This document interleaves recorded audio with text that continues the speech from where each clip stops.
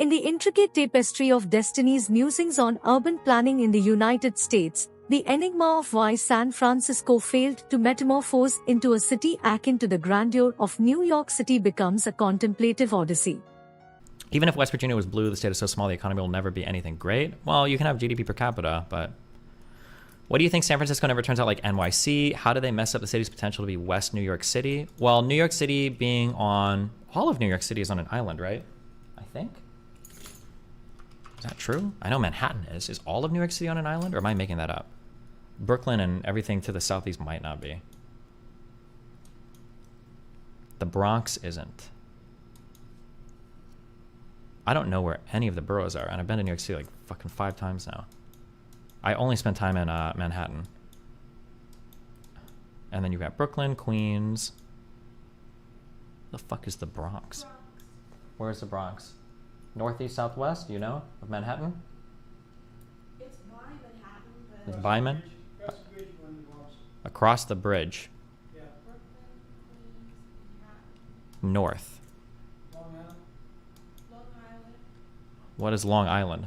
Long Island's southern part. Okay. I don't know where the fuck the Bronx is. Is it Yonkers? That's another name for the Bronx. Is it Bronxville? Below Yonkers. Oh, the Bronx. Oh, why is it so small here? Is that not a real borough? I don't know why New York built up so much as opposed to San Francisco.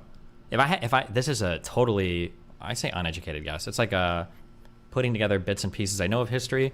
If I had to guess, it's because the country started here. We built our cities in a certain way where everything was kind of like packed together. Suburbs weren't that common. Everything was kind of mixed use by default. And because the city started this way, everything kind of like grew up and could only go up from there. Whereas by the time we started getting really far out west, we were like, oh my God, new Factorio base. I've got so much room. I'm going to build the widest suburbs. I'm going to go build so far out. The streets are going to be huge. I think that historically, as you move further west of the United States, you run into that like, we have so much space. Let's fucking make this place fucking huge. Manifest destiny. Yeah. All of New England up here, I don't know what New England is. All of the Northeast up here, I think, is pretty condensed. Well, no, that's not true. Near the shores is pretty condensed. If you go up into these states, obviously, like if you go up to like, I've been to like Rochester a couple times and Buffalo, like this is going to be like suburbs and wilderness. But Boston has like even public transit. Well, DC is actually a pretty walkable place. I want to be honest. I was pretty surprised. DC actually seems like a pretty cool place to live. Driving through Connecticut is hell tier. I've been in this like DMV area, the sight scenery, the wilderness. I don't know what the fuck you would call it. The nature. It actually looks like really nice. I don't know what I'm looking for. I think they call this area like the DMV. I've like driven around here a lot. It's super beautiful actually. It's ultra beautiful.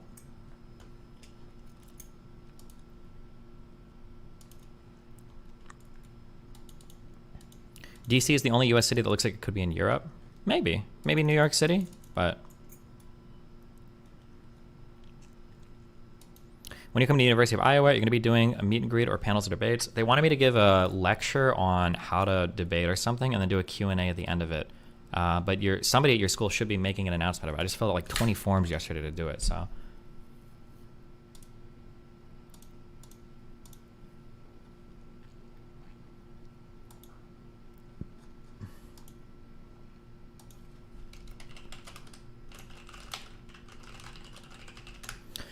New York City has way too many skyscrapers to be Europe.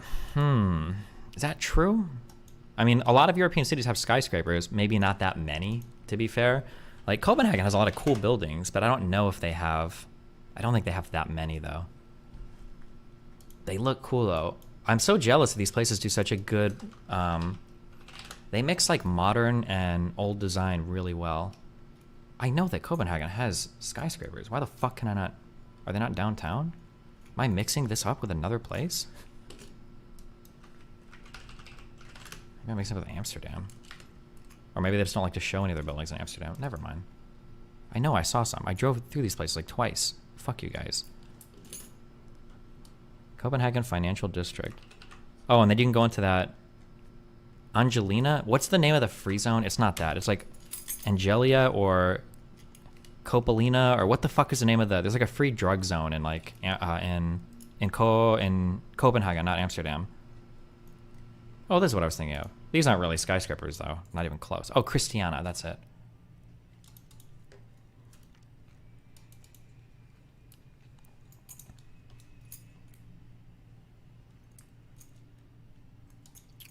Tell us more about Vosh. Is he going to be part of PV? Listen, they're all handling that now. If you want to ask him about it, you can do that. But yeah, trying to be professional. My relationships going forward. I already spoke a lot on this before, but I'm like, no, we're working. We're trying to make everything work, and that's all we got doing right now. Yeah, I don't want anybody to feel like I'm like throwing them under the bus constantly. Destiny, wielding his linguistic prowess in the style of Patrick O'Bahiagbin, embarks on a verbal exploration that meanders through the labyrinth of geographical nuances, historical echoes, and urban design. Destiny's ponderings, akin to a philosophical soliloquy, unfurl as he questions the disparities between San Francisco and New York City. With a rhetorical flourish, he wonders if the geographical variances between the two cities played a pivotal role in shaping their destinies. In his inimitable style, Destiny, the digital raconteur, muses on whether all of New York City rests upon an island, revealing a charming uncertainty about the boroughs and their spatial relationships. The historical undercurrents of Destiny's contemplation emerge as he delves into the annals of American settlement. Drawing from the wellspring of historical knowledge, Destiny speculates that cities in the eastern United States, like New York and Boston, were sculpted in a compact, mixed-use manner.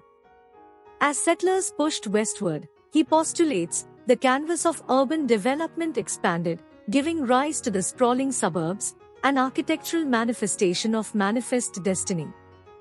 In Destiny's narrative, the westward journey becomes a metaphorical pilgrimage, where the expansiveness of the landscape molds the very fabric of urban planning.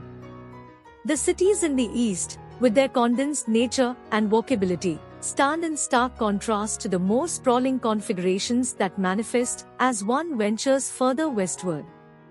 Other cities, such as Boston and Washington, D.C., become integral to Destiny's discourse, each a vignette in the grand tapestry of American urban planning. Destiny, in his signature style, appreciates the beauty of the DMV area, encapsulating the essence of Delaware, Maryland, and Virginia in a poetic nod to the amalgamation of cultures and aesthetics. As Destiny traverses the landscape of urban design, he casts his gaze beyond American shores, expressing admiration for European cities. In his verbal palette, he paints a vivid picture of cities seamlessly blending modernity with ancient charm, a testament to the architectural dance that defines the European urban experience. The upcoming lecture at the University of Iowa becomes a pivotal point in Destiny's contemplation, a segue into a discourse on the towering skyscrapers of New York City. In a rhetorical flourish, he draws comparisons to European cities, intricately weaving a narrative that traverses continents and epochs. Destiny's mention of Copenhagen's financial district and the free-spirited drug zone of Christiania adds a layer of nuance, expanding the narrative beyond bricks and mortar into the socio-cultural landscape. The gaze, however, extends beyond the borders of the United States. Destiny, with a rhetorical flourish, casts his eyes across the Atlantic, expressing admiration for European cities where modernity and antiquity entwine in an architectural pas de deux. The mention of Copenhagen's financial district and the free-spirited enclave of Christiania adds a global dimension, an acknowledgement that urban narratives echo across continents.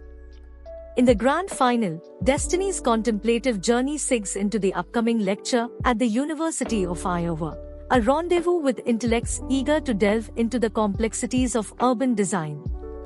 The skyscrapers of New York City, standing as sentinels of human ambition, become a metaphorical gateway to a discourse that transcends the boundaries of academia and permeates the very fabric of societal understanding. As Destiny's verbal odyssey concludes, the audience is left with an appreciation for the nuanced dance between architecture and societal narratives. The bombastic outro, a resounding crescendo, leaves an indelible imprint, a call to traverse the landscapes of thought, to contemplate the intricate tapestry that defines the cities we inhabit.